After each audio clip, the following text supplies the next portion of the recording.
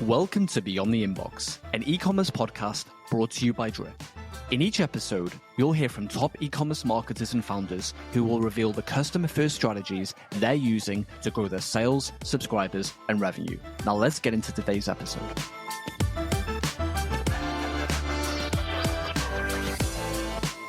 In this episode of Beyond the Inbox, I'm joined by Sensi Graves, founder of Sensi Graves Swim, an active women's swimwear brand.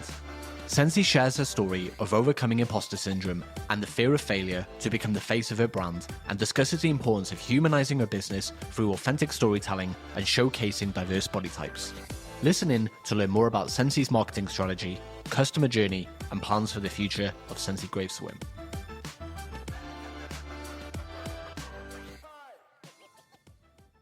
Sensi, welcome to Beyond the Inbox. Thank you so much for taking the time to join us. Thank you. I'm excited to be here.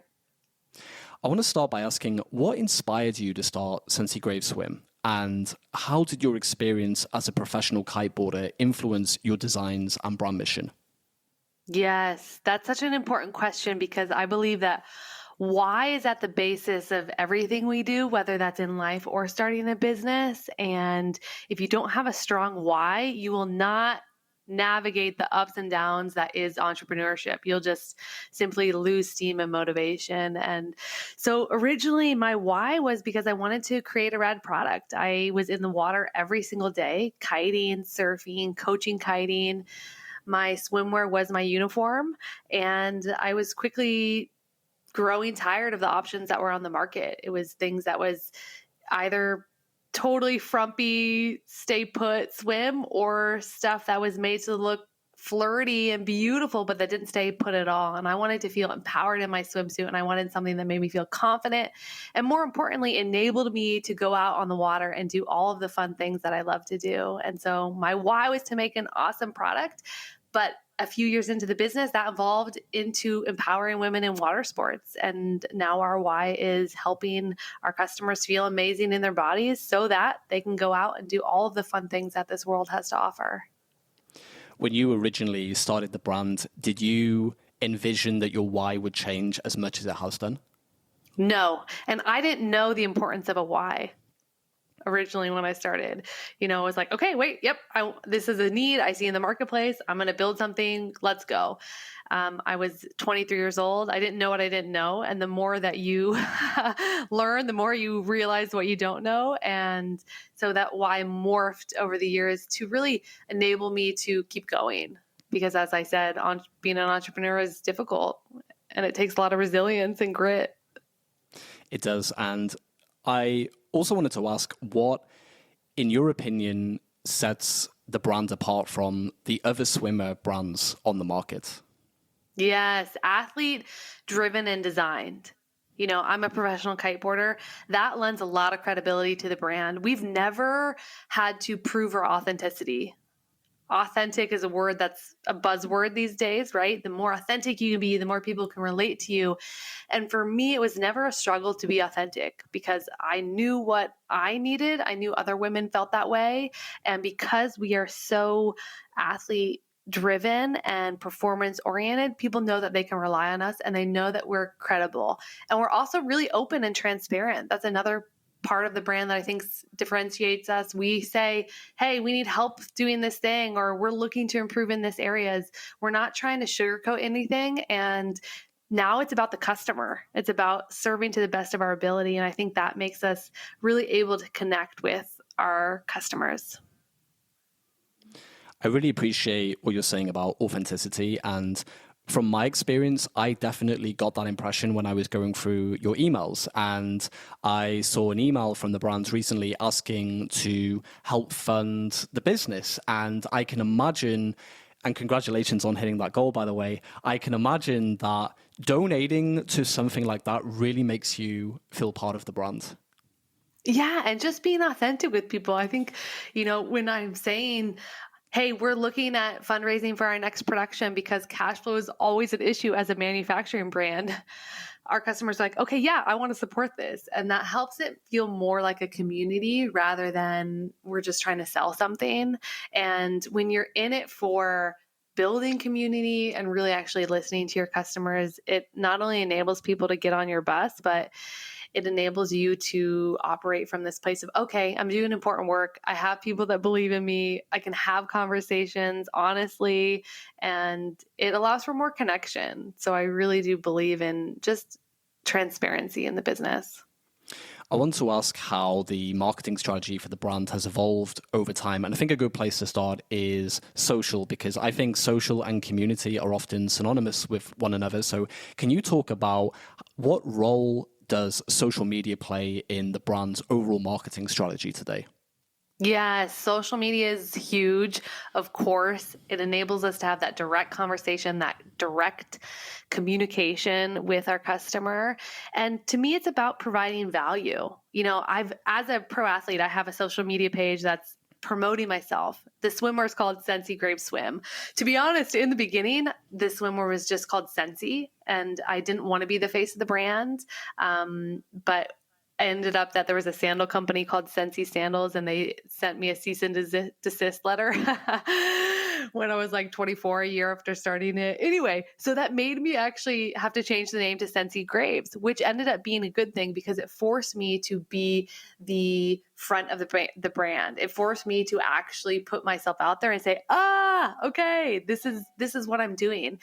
And so that really informed the strategy of connection with our customer. And as I said, I got really tired of social media for myself with being a pro athlete and having to put myself out there and, kind of that, hey, look at me, look at what I'm doing. And so I changed it to be about service and education and how can we, both me as a writer and on my individual Instagram, and then also as a brand, how can we actually provide value and not just make it about we're selling something, whether that's myself as an athlete or the swimwear? How can we really serve our customers? Because that feels better. You actually feel like you're making impact and making a difference, and it helps create the authentic connection. So now our social strategy has shifted into, can we provide education around conscious consumerism, how products are made, how to feel great in your body, and how can we really make it more of a conversation? I have so many follow-up questions. So I think I want to start with, what was it like having to become the face of your own brand? As I mentioned, I was not wanting to do that initially. I was really like, nope, I'm hiding behind. I named it Sensi because I thought the name was cool and that it was available. Turns out there's a sandal company, but that's neither here nor there. So I was hesitant. I didn't want to make it about me. I didn't want to put myself out there. I didn't want to be seen because I was afraid of looking stupid. I was afraid of all those imposter syndrome things that come up that we have to deal with. And I was really hesitant to do it for a very long time. And so it took me a long time to really step into my power and know that that's actually showing myself was actually something that helped other people shine their light and learn to believe in themselves. And so it took practice. I had to practice being in front of the camera and practice telling my story and practice letting myself be seen. And that took overcoming fear of failure, overcoming imposter syndrome, and overcoming just the doubt that we all have as being humans and being entrepreneurs.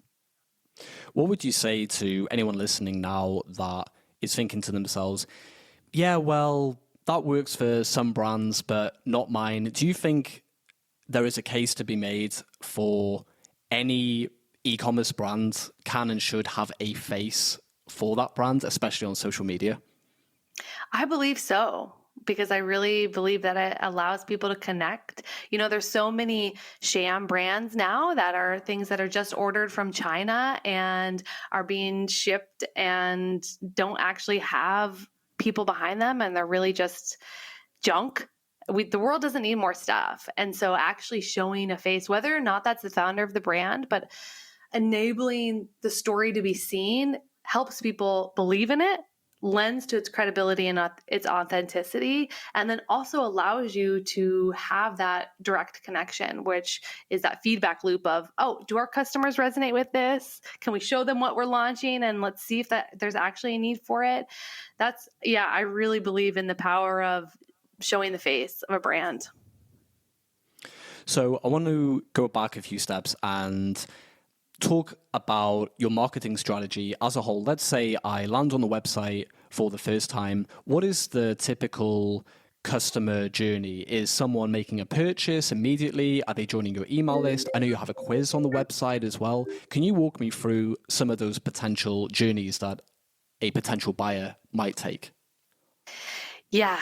So as people come into our world and see what we have going on, I think a lot of it is just having awareness around the differentiating factors of our brand. And the more that we can tell that story, the better. And so people might see us through a pop-up shop that we do, or they might see us through a Instagram ad that we show. But I really think that the journey starts with, oh, what's this thing? Okay. How is it different? Because there's so much noise out there that really leading people into the story as quickly as possible is really important for us. And so we have a variety of ways to do that. But one thing on our website is a series called Girls Who Rip, which is showing people in, because we're an active swimwear company. So showing swimmers, kiters, wakeboarders, surfers, people that are wearing our suits and highlighting them and using the athletes and the customers that are wearing our product as a way to show and resonate with potential customers where they might connect and where they might be able to see the suits in action and how it might be for them or not, because that's another component of it. You know, we're not for everybody, and not every brand should be trying to be for everybody. So I had some questions around the Girls Who Rip community. So can you share any success stories or moments that are worth highlighting? To me, it's that impact of showing what's possible. You know, when we share other people's stories and when we allow ourselves to step into the spotlight, either as founders or faces of the brand, it enables us to influence people around us to expand their idea of what's possible, because we don't know and we can't imagine ourselves as doing things until we see it, right? It's like really hard to imagine yourself as an astronaut until you know that that's a career possibility. I mean, we all have seen astronauts before, but you know what I mean? Like, you can't imagine yourself starting a podcast until you see someone else doing it and you're like, oh, actually, I could do that thing. And so I think the coolest thing for me is just sharing what's possible as a human, because we get inspiration from everyone and everything around us. And the more that we can highlight new, interesting, cool things that are just inspiring, then the more that we can expand the potential of the people in our communities. I think it's so important to highlight your customers' wins. And I'm curious, how are you going about finding these customers? Are you reaching out to them manually on social? Are they emailing you in replies to campaigns? What does that process look like? Yes, all sorts of different ways. We actually get a lot of new customers from referral traffic. So we get highlighted on different blog posts or featured in online articles. That brings in a lot of new customers.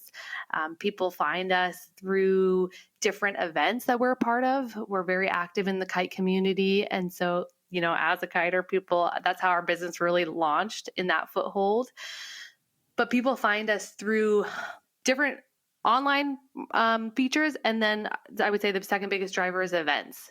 So us having a booth at a kite event, or me as a speaker, now that I do inspirational speaking, being featured at an event. It's all kind of, you know, everything really feeds and goes into one another, but it's just been slow build of customer acquisition through more guerrilla marketing. I think you can either put in a lot of time or you can put in a lot of money to gain new customers. And we've gone the time route for sure, 10 years in business. But for us, it's a slow build, a lot of word of mouth, a lot of organic connections, and then referrals online. So assuming someone lands on the website and they decide, yes, this is for me, maybe they make a purchase or maybe they join your email list. What happens then once they've opted in? Are they getting a welcome series where you're introducing the brand story and maybe pitching a product? Definitely. We definitely use automations. We definitely use welcome series. I think from that point, it's all about introducing them to the brand. And I think our welcome series is 4 emails spread out over a couple weeks. And so it's telling my story. That's the intention of the first couple. It's who is Sensi? Why did I start this? What the differentiating factors are in our brand, sustainably made in the US, carbon neutral, no plastic packaging, designed by an athlete. And it's saying, hey, this is what we're doing. Does this resonate with you? If it's for you, awesome. Welcome to our community. Here are other ways you can connect with us. We also do a lot of cross marketing. So putting our text list into that welcome series email, introducing some of our highlighted Instagram posts in that welcome series. So it's kind of all feeding into one another. We just want to bring people into the brand and show them what we're all about and hopefully help inspire them to feel stoked and amazing.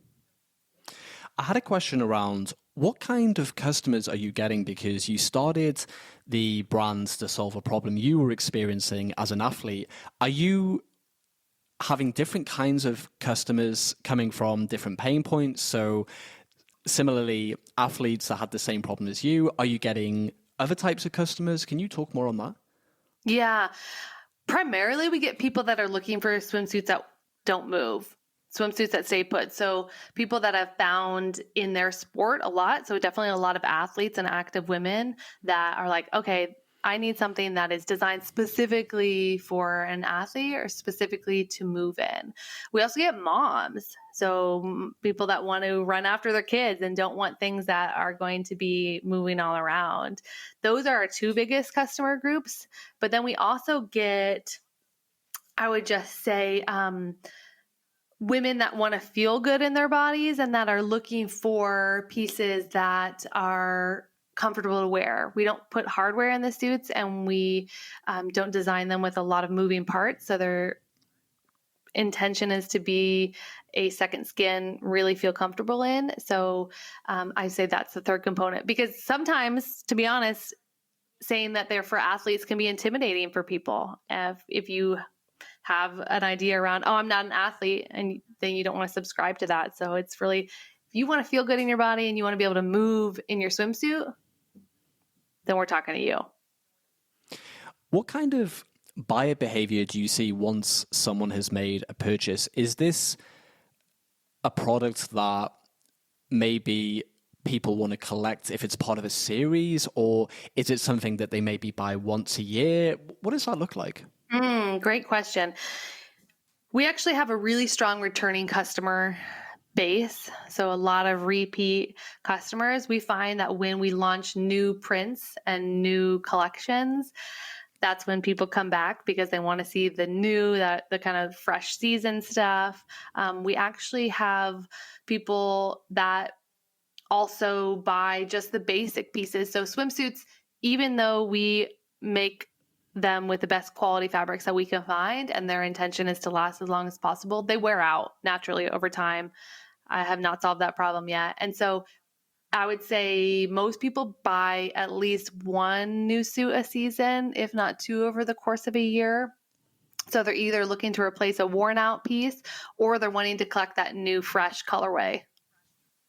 That's really interesting. And that ties into a question I had around how you're planning your email campaigns. I can see you're very active with your emailing. And what does that process look like? Are you sending emails as and when you have ideas, or are you scheduling them around certain seasons? Can you talk more on that?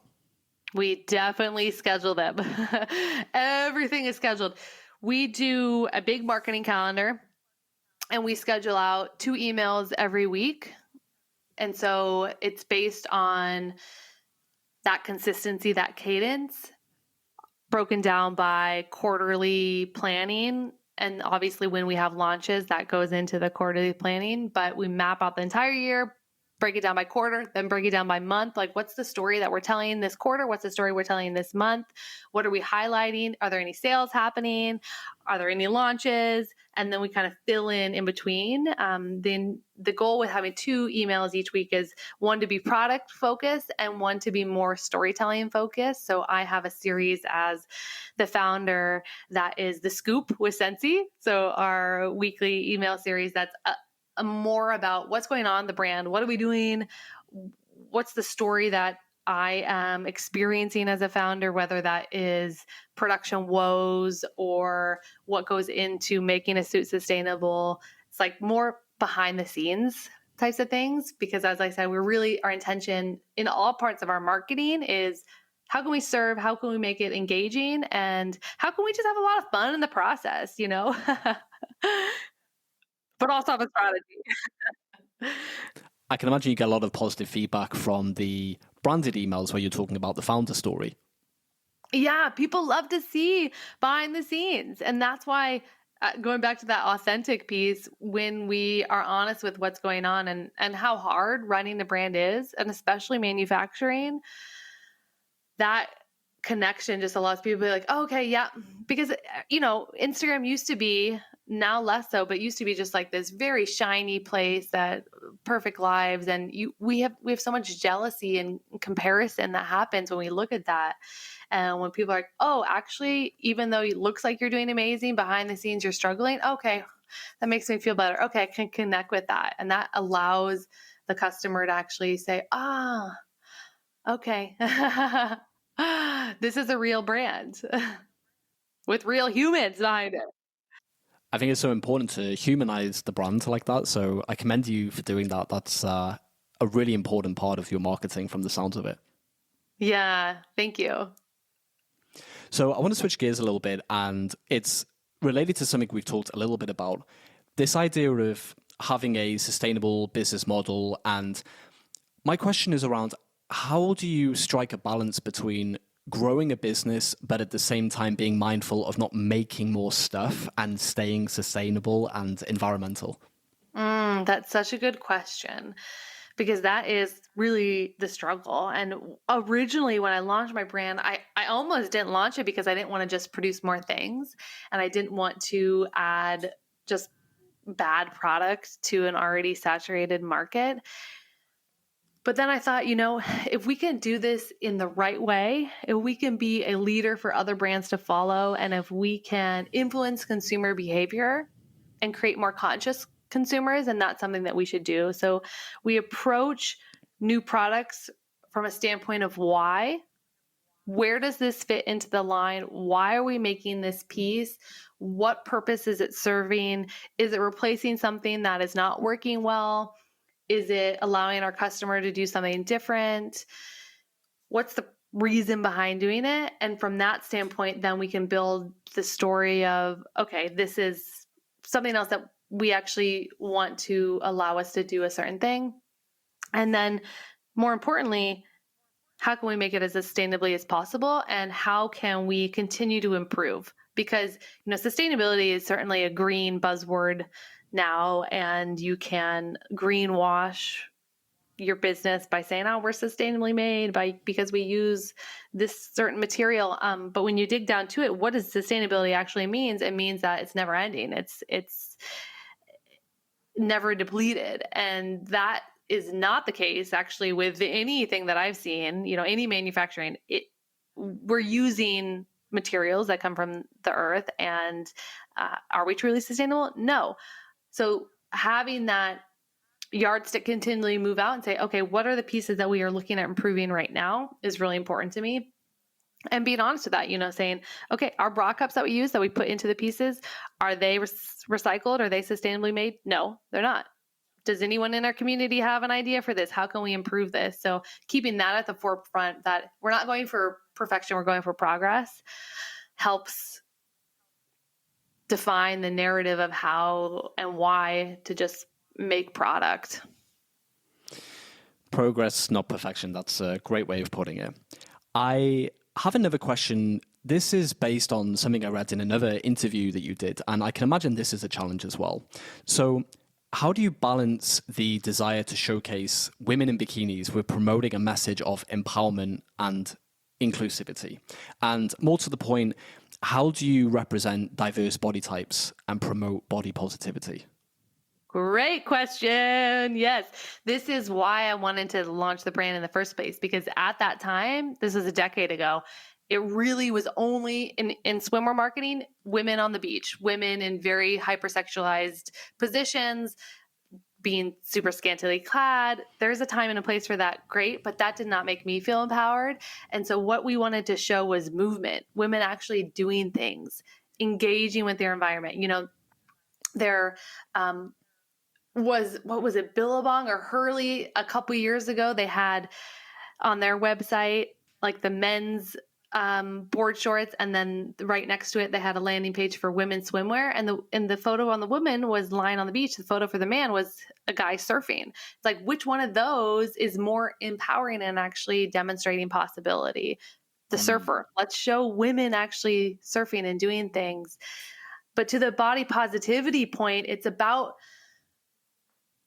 definitely showing different body types and being inclusive with sizing to demonstrate that this is something for not necessarily for everyone, but for the woman that wants to move and feel good in her body. It's really important for us as a brand to show that you don't have to look a certain way to wear a swimsuit. It's more about how you feel. And yes, we are an active swimwear company, but when you feel shame in your body, you limit what you participate in. And so the more that we can show different sizes, you know, a number of years ago, we started shooting with plus size models simply because I was like, we make double extra large suits. We need to show people in these suits. And I remember a few years into launching the brand, people thought that we were only made for small athletes. And I was like, if we're making product for a wide range of people, we need to show them using that product in a wide range of environments and on a wide range of bodies. And so it's being intentional. It comes down to being intentional. What's the message that we want to put across? And then thinking about how do we actually show this that also shows the beauty and femininity that is being a woman. And I can imagine that comes back to this core value of authenticity and showcasing that in your marketing materials on social media and so on. Exactly. It's telling stories and it's highlighting rad humans doing rad things. So we've talked about where you were, where you are. Looking to the future, what are your goals for the growth and development of the brand?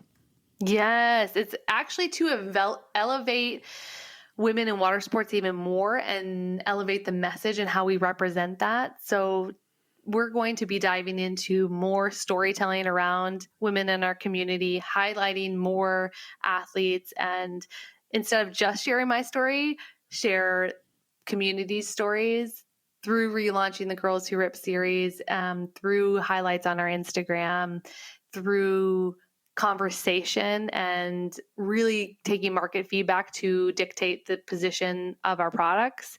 And as I said, it's really, to be honest, we're evaluating the entire line and we're looking at what pieces are working, what's not working, and where do we want to move forward.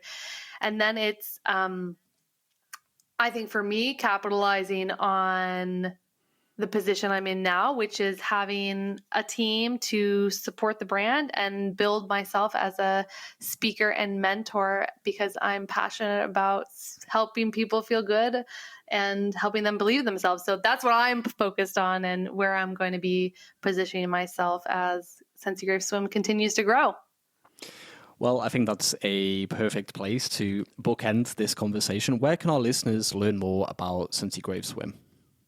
SensiGravesSwim.com. Also on Instagram at Sensi Swim. It's SENSI Swim, SWIM. And then my personal Instagram is Sensi Graves.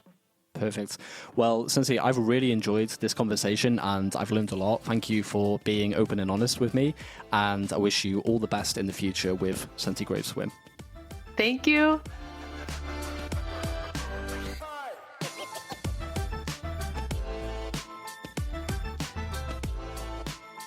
You've been listening to Beyond the Inbox, an e-commerce podcast brought to you by Drip.